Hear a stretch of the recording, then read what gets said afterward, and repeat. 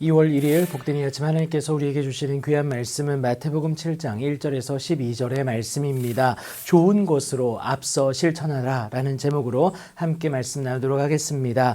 이제 산상수훈의 결론입니다. 더 발전된 그 실천적 규범을 말해주고 있습니다. 그 첫 번째가 오늘 본문 1절부터 6절에 이르기까지 비판하지 말라는 것에 대해서 말해주고 있습니다. 비판을 받지 아니하고자 한다면 비판하지 말 것을 예수님은 요구하고 계십니다. 하지만 남을 비판하는 데에 이상하리만큼 자유롭고 또 거침이 없는 우리입니다. 중요 사실을 간과하기 때문에 그런데요. 주저없는 그 비판이 결국은 부메랑이 되어서 나를 공격하는 그 결정적인 근거가 되기 때문에 그렇습니다. 그럼에도 당장에는 그것을 간과하고 남을 비판합니다. 또 자신은 그렇지 않은 양 남을 헤아리길 주저하지 않는다라는 거예요. 안타까울 따름입니다. 그래서 예수님은요, 어찌하여 형제 눈 속에 있는 티는 보고 네 눈 속에 있는 들보는 깨닫지 못하느냐라고 말씀하시면서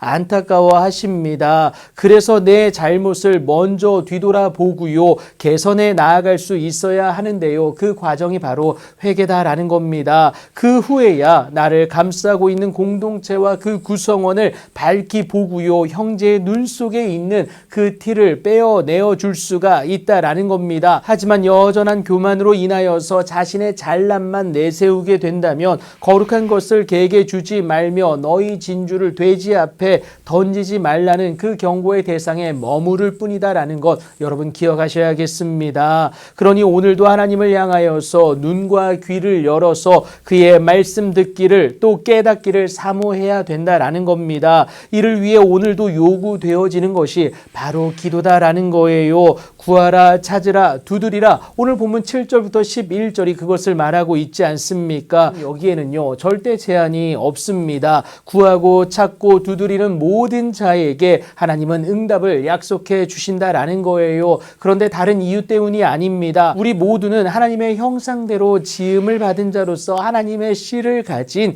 하나님의 자녀들이기 때문에 그렇습니다. 우리 중에 누가 아들이 떡을 달라 하는데 돌을 줄 자가 있겠습니까? 또 생선을 달라 하는데 뱀을 줄 사람이 어찌 있을 수가 있겠어요? 아무리 악한 자일지라도 가장 좋은 것으로 자식에게 줄 압니다. 하물며 하늘에 계신 우리 아버지께서 구하는 자에게 좋은 것으로 주시는 것은 너무나도 당연하다라는 겁니다. 그 좋은 것이 바로 성령임을 성경은 분명히 말하고 있습니다. 그 성령 하나님이 함께 하시기만 하면 안 되는 나일지라도 또 부족한 나일지라도 되는 그 은혜를 누릴 수가 있다라는 거예요. 그렇다면 여러분 당장 기도해야 하지 않겠습니까? 그렇게 하나님과의 수직적인 관계에 대해서 이뤄갈 준비가 되어 있고 또 지속된다면 이제는 그 사랑의 실천의 대상인 수평적 관계에 대해서 동시적으로 진행이 될 수 있어야 합니다.